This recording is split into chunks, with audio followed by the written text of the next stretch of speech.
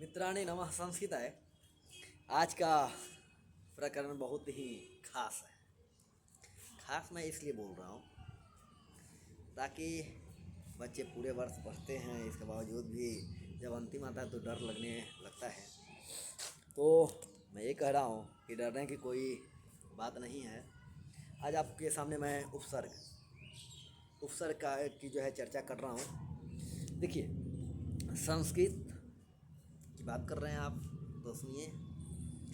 उपसर्ग का प्रयोग धातु और शब्द यानी धातु के और उपसर्ग के पहले प्रयोग किया जाता है। और उपसर्ग को हम लोग प्राधिगण कहते हैं। जब ये किसी शब्द या धातु के साथ लग जाते हैं तब इनका नाम उपसर्ग होता है। लेकिन आप 9वीं 10वीं में पढ़ते हैं तो आप ये जानिए कि उपसर्ग जो हैं 22 हैं। उपसर्गों की संख्या 22 है। और जो लोग 10वीं से ऊपर में हैं वो भी जाने कि प्राधिगणों की संख्या जो है 22 है। प्राधिगण 22 होते हैं। अब प्राधिगण को ही उपसर्ग कहते हैं। लेकिन उपसर्ग होता कब है? तो जब किसी शब्द या क्रिया यानी धातु के पूर्व में लग जाए तो उपसर्ग हो जाते हैं, ऐसे प्राधिगण कहलाते हैं। तो उपसर्ग 22 हैं। प्र परा अप सम ऐसे कर करके 22 होते हैं जो हम लोग को याद नहीं हो पाते हैं। ठीक है, सच्चाई यही है कि याद नहीं हो पाते हैं। लेकिन मैं आपको दावे के साथ कह रहा हूँ कि आपको याद हो जाएंगे। सुनिए, कुछ नहीं करना है, मेरी आवाज़ आप तक पहुँच पा रही है, पक्का जा रही होगी, ये मेरी गारंटी है। तो आपके पास मेरी आवाज़ जा रही है तो आप ध्यान से सुनेंगे। एक शब्द को मैं 4 बार रिपीट करूँगा। अब कहें कि यहाँ शब्द कहाँ है? अरे भैया, शब्द नहीं है, ये बात आप सुन गए, ये शब्द नहीं है। लेकिन आप ये नहीं सुन पाए कि मैंने बोला कि उपसर्ग नहीं होते हैं, प्राधिगण होते हैं। ओह, समझ गए, वाह, गुड। आप समझ गए कि प्राधिगण 22 होते हैं जिसे हम उपसर्ग कह लेते हैं, यानी उपसर्ग 22 है। उपसर्ग का प्रयोग धातु या शब्द से पूर्व किया जाता है, यानी कि पहले किया जाता है। ये भी बात आप याद करिए। वाह, बहुत बढ़िया। तो कौन कौन होते हैं? जल्दी से, इतना हड़बड़ा काहे रहे हैं? आपको बोल दिए कि याद तो याद, पक्का है, मेरी गारंटी है। तो बोलिएगा, आप लोग सुनिएगा पहले। प्र, क्या बोले? प्र, क्या है? प्र, प्र परा परी प्रति।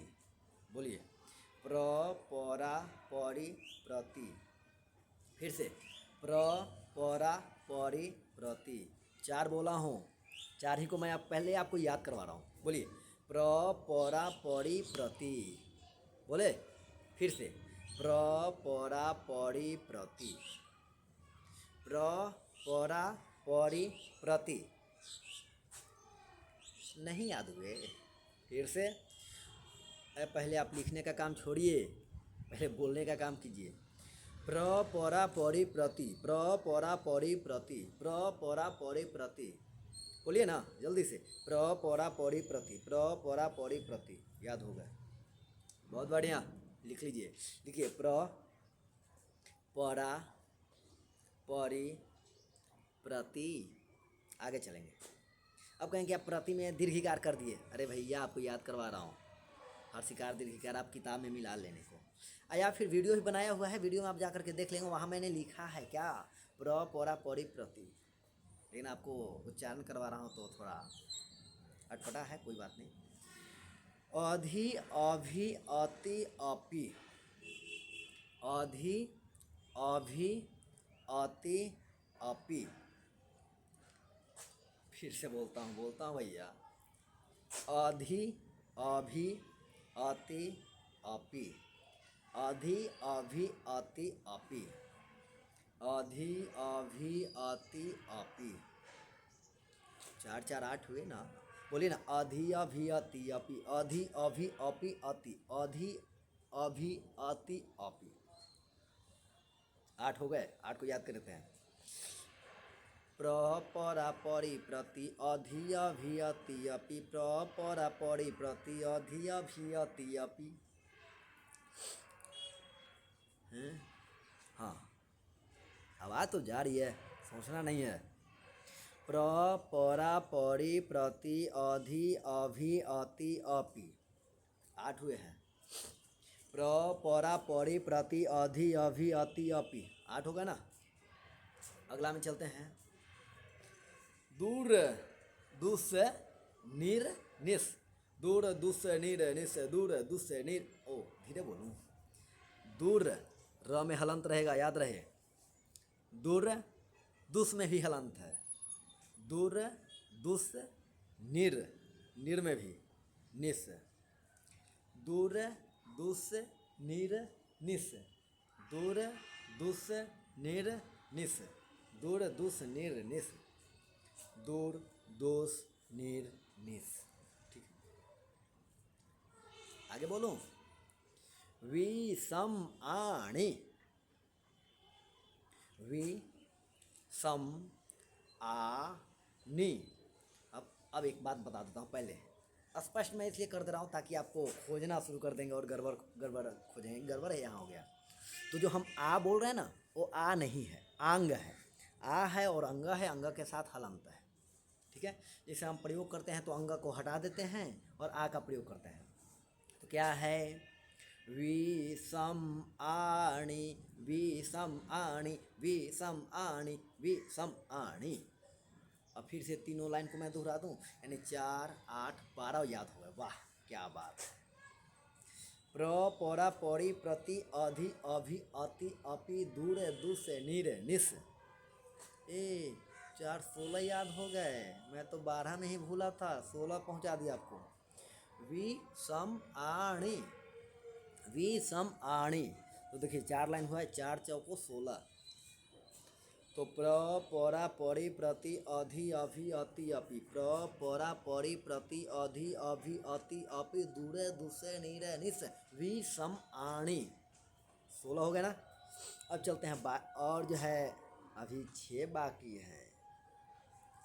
ये तो याद हो गया, सबको याद हो गया पक्का। अगर याद हो गया तो अभी जो है लाइक करेंगे, अब वीडियो को पहले शेयर करेंगे, अब कमेंट कर बताएंगे हाँ मुझे याद हो गए। अगर कमेंट नहीं करते हैं तो समझिए याद आपको नहीं हुआ है।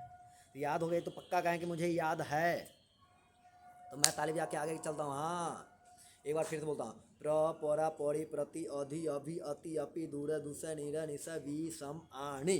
इतना स्पीड आप भी बोलिए ना, कौन है बगल में, जो भी है उनको सुनाइए, ऐसे बोलिए। प्र परा परी प्रति अधि अभि अति अपि दूर दुस नीर निस विषम आणी। उसके बाद बोलिए अनु अव सु उत। देखिए अनु अव सु है अलग और एक है उत, तो बोलिए ना अनु अव सु उत, अनु अव सु उत, अनु अव सु उत। एक है उप, अच्छा वो याद हो गए। अनु अव सु उत सबसे आसान लगा, बहुत बढ़िया। अनु अव सु उत उप अप, उप अप, अनु अव सु उत उप अप। इस प्रकार से उपसर्ग 22 कंप्लीट हो गए। तो मैं आपसे 2 बातें बोलता हूँ, इसे आप माइंड में अपना याद रखेंगे। ये वीडियो जो है अपने मित्रों को, साथियों को, मित्र साथी एक ही है, आप शेयर करेंगे और जो भी याद किए उसे आप रिपीट करेंगे, क्योंकि आप स्मरण करते रहेंगे, बार बार उसे लिखते रहेंगे, पढ़ते रहेंगे, देखते रहेंगे, तभी आपको याद रहेंगे। अब ऐसा ना हो कि आपको एक बार याद हो गया तो आपको देखना नहीं है। तो आप देखिए, बारीकी से देखिए, मज़े से देखिए, पढ़िए। फिर से एक बार मैं रिपीट कर देता हूँ आप लोगों के सामने। प्र परा परी प्रति अधि अभि अति अपि दूर दुस नीर निस विषम आणी अनु अव सु उत उप अप। इस प्रकार से 22 उपसर्ग समाप्त हुए। तो आपको याद रखना है कि उपसर्ग कितने होते हैं, 22 होते हैं, और प्रादिगण कितने होते हैं, तो 22 ही होते हैं। प्रादिगण को ही उपसर्ग कहते हैं। उपसर्ग कब बन जाते हैं, तो जब धातु या शब्द से जुड़ जाते हैं तो उपसर्ग हो जाते हैं। ये 10वीं के ऊपर के लिए, और 10वीं तक आप देख रहे हैं तो 10वीं तक जो है प्रादिगण ना ही याद करें तो कोई बात नहीं, आप उपसर्ग ही याद रखिए। बाकी मिलते हैं अगले वीडियो में, तब तक के लिए नमः संस्कृताय। जय तु संस्कृतम, जय तु भारतम।